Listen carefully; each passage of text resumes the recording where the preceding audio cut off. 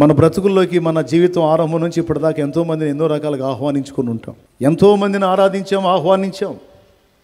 కానీ ఏ మేలు లేదు.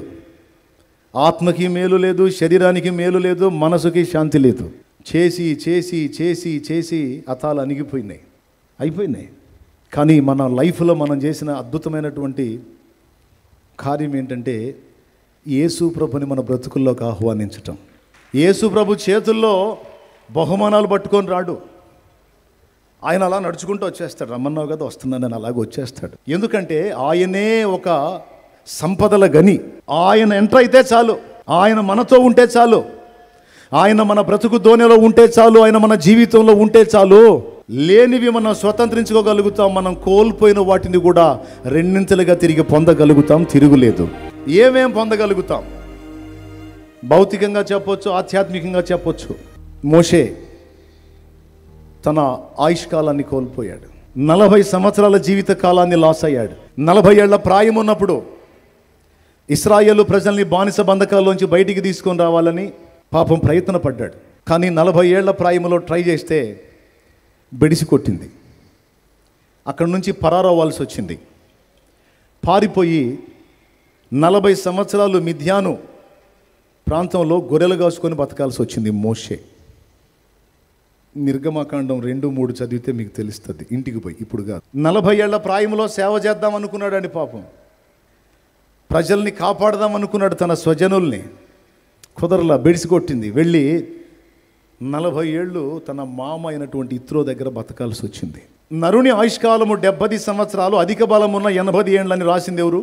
ఆ కీర్తన ఎవరిది? 90వ కీర్తన, మోషే రచించిన దైవ ధ్యానం. అందులో ఆయన రాశాడు, నరుని ఆయుష్కాలము 70, అధిక బలం ఉంటే 80, అయినా వాటి ఆయాసము ప్రయాసము దుఃఖభరితమే, వేదన భరితమే అని చెప్పాడు. అంటే టోటల్గా ఆయన ఇచ్చిన స్టేట్మెంట్ ఏంటంటే 80 వచ్చిందంటే ఇక క్లైమాక్స్. 80 దాటినాక ఇక బతికుంటాం కూడా వేస్ట్. ఎందుకంటే వాళ్ళు తిట్టి, వీళ్ళు కొట్టి, వాళ్ళు దాన్ని కూర్చోలేక, లేవలేక, నడవలేక, అన్ని ఇబ్బందులే. కాబట్టి ఆయన ఒక డేట్ పెట్టేశాడు, ఒక టైం పెట్టేశాడు, 80 ఏళ్ళని. అంటే ఇప్పుడు 40 ఏళ్ల ప్రాయంలో సేవ చేద్దాం అనుకున్నాడు, ప్రజలను రక్షిద్దాం అనుకున్నాడు, కుదరలేదు. ఇప్పుడు 80 ఏళ్ళు వచ్చినాయి మోషేకి. ఇప్పుడు మోషే రాసిన లెక్క ప్రకారం మోషే టైం అయిపోయిందా, ఉందా? మీరు చెప్పాలి పెద్దగా. ఆయన రాసిన లెక్క ప్రకారం అయిపోయిందా, ఉందా? అయిపోయింది. కానీ మోషే సామాన్యుడు కాదు. మోషే జీవము గల దేవుని యందు విశ్వాసం ఉంచినవాడు. ఐగుప్తు రాజకుమార్తె యొక్క కుమారుడు అనిపించుకున్నట కంటే దేవుని ప్రజలతో శ్రమపడుట మేలనుకున్నాడు. అల్పకాల పాప భోగం అనుభవించుట కంటే క్రీస్తు విషయమైన నింద గొప్ప భాగ్యమని ఎంచుకున్నాడు. యేసు ప్రభుని ప్రేమించినాడు, దేవుణ్ణి ప్రేమించినవాడు, తన గుండెల్లో దేవునికి స్థానం ఇచ్చినవాడు మోషే. ఎంత మొండోడంటే మోషే, ఎంత విశ్వాసం గల్లోడంటే 40 ఏళ్ళు గొర్రెలు కాశాడు మామ దగ్గర. పడాల్సిన బాధలు, పడాల్సిన అవమానాలన్నీ పడ్డాడు. కానీ తన కోసం కనీసం 10 గొర్రెల్ని సంపాదించుకోవాలా, తన కోసం కనీసం ఒక ఇల్లు కట్టుకోవాలా. కావాలంటే చూడండి, ఏమన్నా కట్టాడేమో, ఉంటే నాకు చెప్పండి, ఎక్కడుందో నేను కూడా నేర్చుకుంటా. తన కోసం ఒక 100 గొర్రెల్ని సంపాదించుకోవాలా యాకోబులాగా. తన కోసం ఒక స్థిరమైన కట్టడం కట్టుకోవాలా. ఎందుకో తెలుసా? 40 ఏళ్ల సుదీర్ఘ నిరీక్షణ కలిగిన వాడు. ఎంత మొండోడంటే మోషేని చూసి నిరాశ వచ్చింది. నిరాశ తెప్పించాడు. తాను మాత్రం నిరాశ ఊబిలో దిగిపోలా. 40 ఏళ్ళు ఎదురు చూశాడండి. ఈరోజు పిలుస్తాడు, రేపు పిలుస్తాడు, ఈరోజు పిలుస్తాడు, రేపు పిలుస్తాడు, నాకు పిలుపు వచ్చిద్దని. ఎన్నేళ్ళు? 40 ఏళ్ళు. సుదీర్ఘ నిరీక్షణ తర్వాత ఈ 40 ఏళ్ళు ఏం చేశాడు? తన కోసం ఏం మిగుల్చుకోవాలా. ఎందుకో తెలుసా? ఎప్పుడు పిలిస్తే అప్పుడు వెళ్ళాలని. మీరు గమనించండి, 10 ఏళ్ళు గొర్రెలు కాసామనుకో, కనీసం వచ్చిన డబ్బుతో 4 గొర్రెలు కొనుక్కుంటే, ఆ 4 గొర్రెలు 4 పిల్లలు పెడితే కనీసం మరో 10 ఏళ్ళకి ఒక 100 గొర్రె కాదా? సరిగ్గా చెప్పండి. ఒక 100 గొర్రెలు అయిద్దా కాదా? 100 ఏందండి? 10 ఏళ్ళు తిప్పలు పడితే 500, 600 గొర్రెలు కూడా చేయొచ్చు. కానీ 40 ఏళ్ళు చేసి కూడా ఒక్క గొర్రెను తన కోసం సంపాదించుకోవాలా. తన మామ అయిన ఇత్రో మందను మేపుచుండెను అని ఉంది. అంటే తనెందుకు సిద్ధపరచుకోలేదో తెలుసా? విశ్వాసం. ఎవరి ఎందో తెలుసా? తనను పిలిచిన వాని యందు విశ్వాసం. కూడా తనను పిలిచిన వాని యందు విశ్వాసం. పసికందుగా పుట్టినప్పుడే చావవలసిన నన్ను, మరణపు ఊపిలోనికి దిగిపోవలసిన నన్ను, నైలు నదిలో మొసళ్ళకు ఆహారం కావాల్సిన నన్ను రాజు యొక్క అంతఃపురానికి చేర్చింది నా ప్రభు. ఏ రాజు అయితే పసిపిల్లల్ని చంపమని ఆజ్ఞ ఇచ్చాడో ఆ రాజు వాడి ఒళ్ళో ఆడుకునేటట్టు చేసింది నా దేవుడు. వాని కుమార్తె కుమారుడిగా పెరగడానికి నాకు అవకాశం ఇచ్చి నన్ను నిలబెట్టింది. తల్లి గర్భములో నేను రూపింపబడక మునిపే నన్ను ఏర్పరచుకుంది నా దేవుడు. నేను ఆయన యందు విశ్వాసం ఉంచాను. నా దేవుని సమయం వచ్చింది. నా దేవుడు నా కొరకు బలమైన కార్యం చేస్తాడని చూడటం మొదలుపెట్టి 40 ఏళ్ల కాలం ఖర్చు అయిపోయింది. అయితే 40 ఏళ్ల తర్వాత దేవుడు దర్శించాడు మండుచున్న పొదలో. ఆ తర్వాత ఏం జరిగిందో మీకు తెలుసు. తర్వాత మోషే వెళ్ళి ఇశ్రాయేలుని బానిస సంఖ్యలలో నుంచి బయటికి తీసుకొచ్చి కరెక్ట్గా ఎన్ని సంవత్సరాలు నడిపించాడో మీకు తెలుసా? అదే నా లైఫ్లో లాస్ అయిపోయాను అనుకున్న 40 years, 40 ఏళ్ళు మోషే అద్భుతంగా సేవ చేశాడు కూడా. ఇప్పుడు చెప్పండి, ఎవని యందు నిరీక్షణ ఉంచాడో, ఎవని యందు విశ్వాసం ఉంచాడో, ఎవరిని తన బ్రతుకులోకి ఆహ్వానించుకున్నాడో ఆయన మోషేని సిగ్గుపరిచాడా లేకపోతే అదనంగా కలిపాడా? నువ్వు అనుకుంటుండొచ్చు, నా లైఫ్ అయిపోయింది, నా ఆయుష్కాలం అయిపోయింది, నా జీవితం అయిపోయింది, నేను చేయాలనుకున్న ఆశలన్నీ అడియాసలు అయిపోయినాయి, ఎన్నో కోరికలు కలిగి ఉన్నాను దేవుని కొరకు, అలా చేయాలి, ఇలా చేయాలి, అంత చేయాలి, ఇంత చేయాలని, కానీ నా టైం అయిపోయింది, నా ఓపిక క్షీణించిపోతా ఉంది, ఇంకా నేనేం చేస్తాను అని నువ్వు అనుకుంటుండొచ్చు.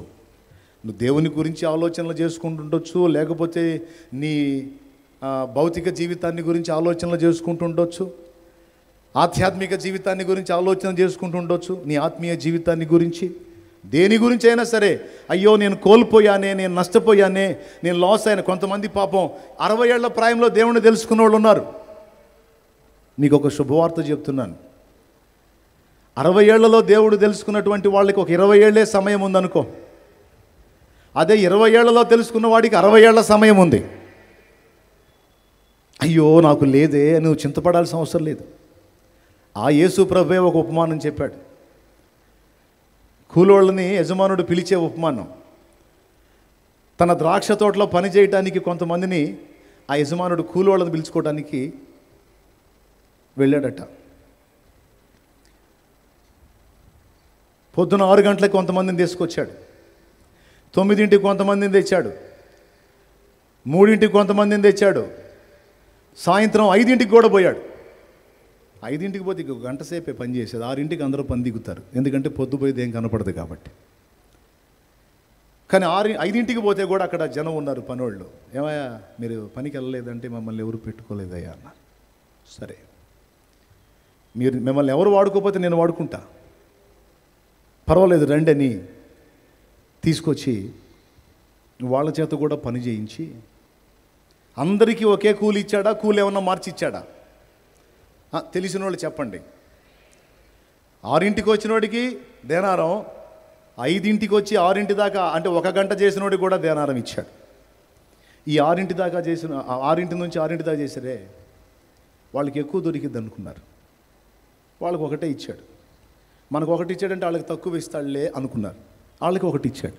వీళ్ళు పోయి అడిగారు, యజమానుడా గంట సేపు చేసిన వాళ్ళకి అదే కూలి, 6ంటి నుంచి 6ంటి దాకా చేసిన వాళ్ళకి అదే కూలే అంటే, సహోదరుడా నేను 1 దేనారానికి నీతో ఒడబడ్డాను కదా, ఒప్పుదల చేసుకున్నాను కదా, నీకు అన్న ప్రకారం ఇచ్చానా లేదా?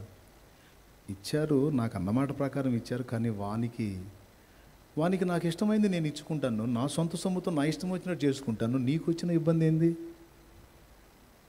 ఇక్కడ ముసలోళ్ళు ఒక పాఠం నేర్చుకోవచ్చు, సరుకు అయిపోయింది అనుకున్నోళ్ళు ఒక పాఠం నేర్చుకోవచ్చు,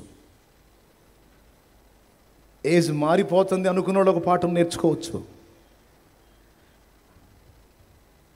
6 జీవితం అంటే అప్పుడే లైఫ్ స్టార్ట్ అయినటువంటి బ్రతుకు. 12 జీవితం అంటే సగం అయిపోయిన బ్రతుకు. 3 జీవితం అంటే ఇంకొంచెం అయిపోయిన బ్రతుకు. 5 జీవితం అంటే దాదాపు ఇక క్లైమాక్స్కి వచ్చిన బ్రతుకు. దేవునికి స్తోత్రం. నీకు తెలివి ఉంటే, నీకు జ్ఞానం ఉంటే, కనీసం ఇప్పుడున్న ఈ సమయమైనా నువ్వు దేవుని కోసం, దేవుని చిత్తం కోసం వెచ్చించగలిగితే, సంవత్సరాలుగా చేసిన వాళ్ళకి ఎంత జీతం వస్తుందో నీకు కూడా అంత జీతం ఇవ్వటానికి నా దేవుడు ఇష్టపడుతున్నాడు. అయ్యో, నా ఆయుష్కాలం అంతా అయిపోయింది, నా శక్తి అంతా అయిపోయిన తర్వాత నేను యేసు ప్రభువుని తెలుసుకున్నాను, ఇప్పుడు ఆత్మలో బలపడుతున్నానయ్యా, అయ్యో ఇప్పుడు నేను ఆత్మీయంగా ఎదుగుతున్నానయ్యా, ఇంకేముందయ్యా నా పని అయిపోయిందని కొంతమంది తల్లులు ఏడుస్తున్నారు. నీకు చెప్తున్నాను, ఏం అయిపోయింది అని అంటున్నావు కదా, అయిపోయింది అంటున్నావు కదా నువ్వు. ఇంకా మహా బతికితే ఒక 5 or 10 అంటున్నావుగా. నా తండ్రి చిత్తం అయితే ఇంకొక 20-30 బతికేటట్టు చేస్తాడు. నీ ఆయుష్కాలాన్ని పొడిగిస్తాడు ఆయన. పొడిగిస్తాడండి. పొడిగించడని ఎట్లా చెప్తావు? 40 ఏళ్ళ మోషే జీవితం ఖాళీ, మళ్ళీ 40 ఏళ్ళ మోషే జీవితం ఫుల్ అయిపోయింది. నేను సాయంత్రం సమయానికి వచ్చేసాను, ఇంకేముంది నా బ్రతుకు అనుకుంటున్నావా? నో. ఇప్పుడు నువ్వు సిద్ధపడి దేవుని కార్యం కోసం పరితపించిన ఇప్పుడు కూడా నిన్ను వాడుకొని నీకు అదే జీతం ఇవ్వటానికి నా దేవుడు ఇష్టపడుతున్నాడు. కాబట్టి ఇక టైం పోనీయొద్దు. నేను చెప్తున్నాను, సంవత్సరాల నా ఆయుష్కాలం అంతా ఖర్చు అయిపోయింది అని బాధపడొద్దు. ఖర్చు అయిపోయిన జీవితాన్ని మళ్ళీ నీకు పొడిగించి నీ చేత తన పని చేయించుకోవటానికి నా దేవుడు సమర్థుడు. కొంతమంది తమ ఆర్థిక స్థితిని గురించి, తమకున్న సౌకర్యవంతమైన జీవితం ఖర్చు అయిపోయింది, తమ ఆర్థిక స్థితిగతులు చిన్నాభిన్నమైపోయాయి, ఇక బ్రతుకులో బాగుపడే అనుభవాలే లేనట్టుగా అయిపోయింది, జీవితం అంధకారమయమైపోయింది, శాపంలో మ్రగ్గుతున్నాను, చేదైన అనుభవాల గుండా వెళ్తున్నాను, నా పరిస్థితి అయిపోయిందని కొంతమంది అనుకుంటారు. ఒకప్పుడు సమృద్ధి ఉండే, ఒకప్పుడు అందరూ గణపరుస్తుండే, ఒకప్పుడు అందరూ గౌరవిస్తుండే, ఈరోజు అన్నీ కోల్పోయాను. ఈరోజు అన్నీ కోల్పోయి లాస్ అయిపోయాను. ప్రతి ఒక్కళ్ళు నన్ను చిన్న చూపు చూస్తున్నారు, ప్రతి ఒక్కళ్ళు నన్ను గురించి తేలిగ్గా మాట్లాడుతున్నారు. ఒకప్పుడు ఘనంగా బ్రతికిన నా బ్రతుకు ఈరోజు అవమానాల గుండా ప్రయాణం చేస్తుంది. ఇంకేముంది, నా లైఫ్ అయిపోయిందని కొంతమంది తమ జీవిత స్థితిని, గతిని గురించి దుఃఖపడే వాళ్ళు ఉంటారు. నేను చెప్తున్నాను, నీ జీవితంలోనికి ఆయన ఆహ్వానించగలిగితే, నీ జీవితంలో ఆయన ఉన్నాడన్న ఉనికిని, ఆ స్పర్శను నువ్వు గుర్తించగలిగితే, నేను చెప్తున్నాను, నువ్వు కోల్పోయిన దాన్ని మళ్ళా తిరిగి నీకు ఇవ్వడానికి ఆయన సమర్థుడు. దానికి కూడా బైబిల్లో నిరూపణ ఉంది. నువ్వు కోల్పోయిన సిరి సంపదల్ని, ఆ ఘనతని, గొప్పని నువ్వు ఆశించకపోయినా ఆయనకి ఇష్టమైతే మళ్ళా తిరిగి బాణల్ని నింపినట్టు తిరిగి నీకు ఆ పూర్వపు వైభవానికి మించిన వైభవాన్ని ఇవ్వగలడు. కాదని ఎవడు చెప్పగలడు? కాదని ఎవడు చెప్పగలడండి? ప్రభు చిత్తం. నీవు ఆధ్యాత్మికంగా శోభిస్తావు, భౌతికంగా కూడా శోభిల్లేటట్టు నా దేవుడు చెయ్యగలడు. ఆత్మీయంగా మాత్రమే నిన్ను బ్లెస్ చేస్తాడు, భౌతికంగా దరిద్రంగానే ఉంటావని నేను చెప్పను.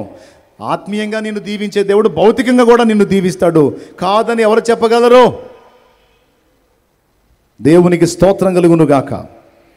దీనికి సాక్ష్యం ఏబు లైఫ్. ఏబు జీవితం ఒకప్పుడు పచ్చగా తొలతూగుతుంది. దాసదాసి జనాంగం, పశువులు, ఒంటెలు, ఎడ్లు, పొలాలు, స్థలాలు, భార్య, 10 మంది పిల్లలు, కళ్ళకళ్ళాడుతున్న జీవితం. కానీ ఒకరోజు వచ్చింది, ఇక వరుసగా వేదనలు ప్రారంభమయ్యాయి. 1, 2, 3, 4 అన్నీ కోల్పోవటం మొదలుపెట్టాడు ఏబు. ఇనుప ముక్కలాగుండేటువంటి శరీరం రోగగ్రస్తమైపోయింది. ఆరోగ్యం కోల్పోయాడు, ఆస్తులు కోల్పోయాడు, పిల్లల్ని కోల్పోయాడు, భార్య ప్రేమని కోల్పోయాడు, దాసదాసి పరిచర్య కోల్పోయాడు, ఎడ్లు, పశువులు, ఒంటెలు, గాడిదలు మొత్తం కోల్పోయాడు. కొంతమంది జీవితాలు, ఇక్కడ కూర్చున్న వాళ్ళ జీవితాలు అలాంటి అనుభవాలు ఉన్నాయి. అన్నా ఇప్పుడున్నట్టు కాదన్నా మా గత జీవితం, కళకళలాడామన్నా, తొలతూగామన్నా, ఈరోజు దరిద్రతకి బ్రాండ్ అంబాసిడర్ లాగా ఉన్నామన్నా మేము. దరిద్రతని వలపోస్తున్నామన్నా, పీకల్లో తప్పుల్లో మునిగిపోయామన్నా, ప్రతి ఒక్కడు వచ్చి తిడుతున్నాడు, ఎట్లా పడితే అట్లా మాట్లాడుతున్నారు, బూతులు తిడుతున్నారన్నా. ఒకప్పుడు మమ్మల్ని చూసి గారు గారు గారు అని సంబోధించినటువంటి వాళ్ళు ఇప్పుడు అదే తురే అని మాట్లాడుతున్నారన్నా.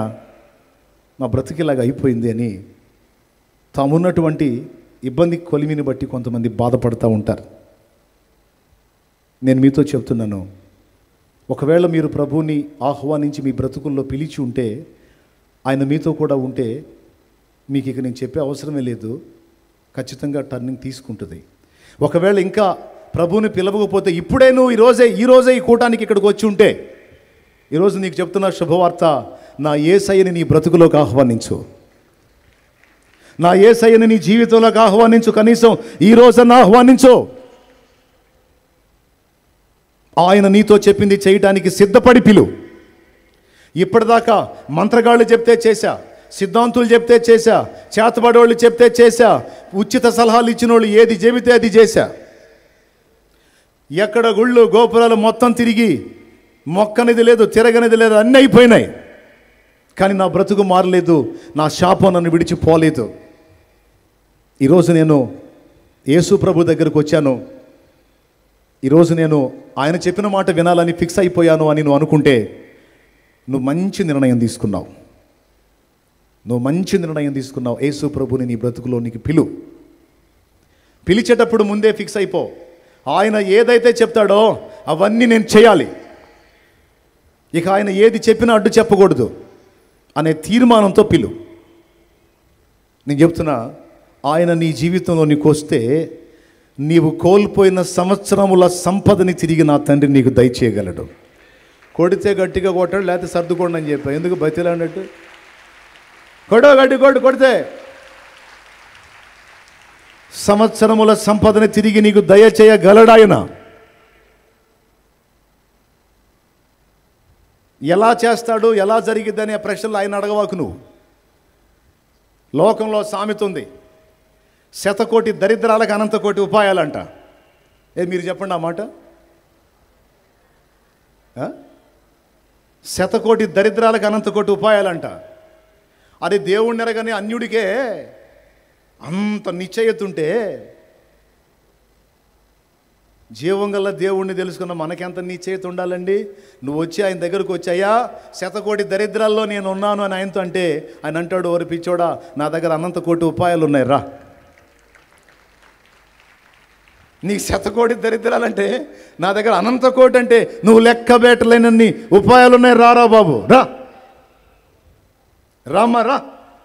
అయిపోయిందిగా, తిరిగావుగా, తిప్పలు పడ్డావుగా, అయిపోయినాయిగా, అన్ని పాటలు అయిపోయినాయిగా, అన్ని ఫీట్లు అయిపోయినాయిగా, ఇక రా.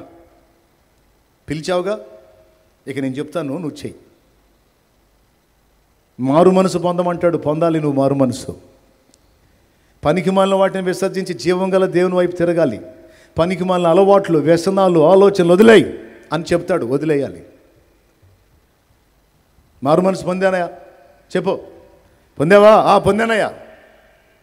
ఇక సిగరెట్లో ఇక లేదు, ఇక మందో లేదు. ఒకప్పుడు తెలియక తాగాను, కానీ నేను ఎందుకు తాగుతాను ప్రభా? నిజమే, పశువులు కూడా తాగవై. అది ఇప్పుడు అర్థమైంది నాయన, నాకు అప్పుడు అర్థం కాలేదు. ఇంకెందుకు తాగుతానయ్యా, నేను తాగను.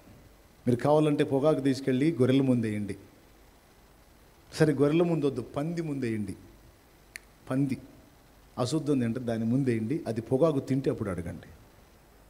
దానికి తెలుసు, అశుద్ధం తినే పందికి కూడా తెలుసు పొగాకునది ముట్టదు.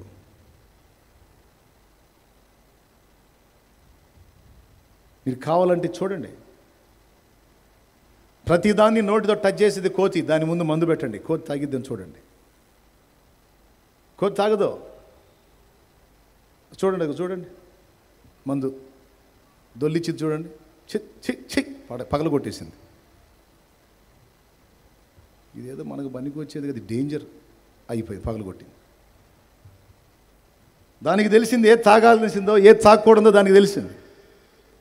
నాకు తెలియదు ప్రభా, అచ్చంగా అదే పనిలో ఉన్నాను నేను.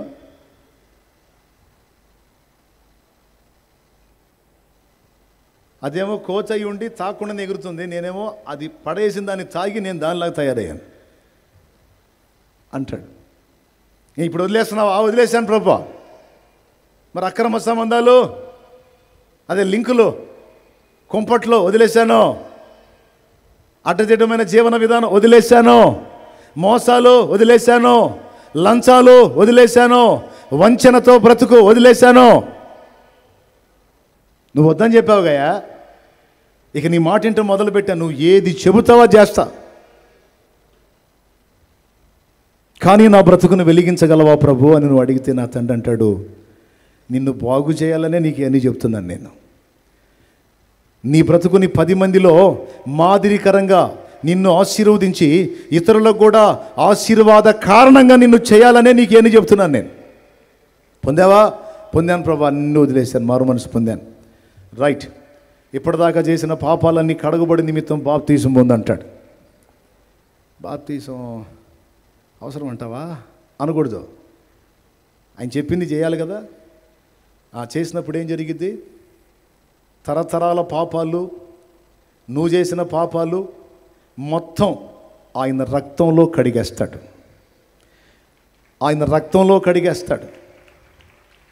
ఒక భక్తుడు ఒక మాట అన్నాడు, కాలం తాకే ప్రతిదీ పాతదవుతుంది, కానీ క్రీస్తు తాకే ప్రతి వ్యక్తి కొత్తవాడవుతాడు, కొత్తదవుతుంది అని మాట్లాడాడు.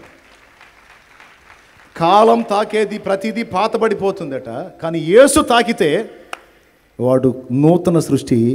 పాతవి గతించెను, పాతవి గతించెను, ఇవిగో సమస్తము క్రొత్తవాయను, ఇవిగో క్రొత్తవాయను, క్రొత్తవాయను,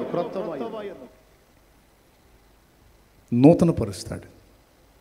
ఈరోజు ఇక్కడ కూర్చున్న వాళ్ళు అశేష జనవాహిని అందరికీ ప్రేమతో 2 చేతులు ఎత్తి నమస్కరించి చెప్తున్నాను, శాపాన్ని అనుభవించావు, కన్నీళ్ళే అన్నపానాలుగా బ్రతికావు, ఆళ్ల మాటలు ఏళ్ల మాటలు విని పడాల్సిన బాధలన్నీ పడ్డావు, చేయాల్సిన ఫీట్లన్నీ చేశావు. ఈరోజు దేవుడు నీతో మాట్లాడుతున్నాడు, నన్ను నీ జీవితంలోకి ఆహ్వానిస్తావా? నీ బ్రతుకుని దిద్దనిస్తావా? నా రక్తంతో నిన్ను కడగనిస్తావా? నిన్ను శుభ్రపరచాలనుకుంటున్నాను. పాప శాపాల నుంచి నిన్ను విడిపించి నిన్ను ఆశీర్వాద కారణంగా చేయాలనుకుంటున్నాను. ఆశీర్వదించబడటం వేరు, ఆశీర్వాద కారణం వేరు. ఆశీర్వదించబడటం అంటే మన మట్టుకే మనం దీవించబడటం. ఆశీర్వాద కారణం అంటే ఏంటో తెలుసా? 10 మంది దీవించబడటానికి మనం కారణం అవటం. అది ఆశీర్వాద కారణంగా నిన్ను చేస్తానంటే అర్థం అది. నా తండ్రి మాటకు విధేయత చూపి ఏది చెప్తాడో అది చేయటానికి ఫిక్స్ అయి పిలో. యేసు ప్రభువా నా జీవితంలోనికి రమ్మని పిలో, ఆహ్వానించు. ఆయన నీ లైఫ్లోకి వస్తే నువ్వు కోల్పోయిన వాటికి రెట్టింపుగా తిరిగి నీకు దయచేయడానికి ఆయన సమర్థుడు. ఎలా అని అడ్డ ప్రశ్నలు వేయొద్దు. ముందే చెప్పానుగా, 100 కోటి దరిద్రాలకి అనంత కోటి అంటే 100 కోటి అంటే 100 కోట్లు, అనంత కోటి అంటే లెక్కలేనన్ని నా ప్రభు దగ్గర ఉన్నాయి. చేస్తాడు, ఏ కార్యమైనా చేస్తాడు. మోడుబారిన జీవితాలను చిగురింపజేయగలవు నీవు. మోడుబారిన జీవితాలను చిగురింపజేయగలవు నీవు. మారానుభవం మధురముగా మార్చగలవు నీవు. మారానుభవం మధురముగా మార్చగలవు నీవు. మహోన్నతుడా నీ కృపలో నేను నివసించుట నా జీవిత ధన్యతయున్నది. మహోన్నతుడా నీ కృపలో నేను నివసించుట. ఆమేన్. మహోన్నతుడా నీ కృపలో నేను నివసించుట. మహోన్నతుడా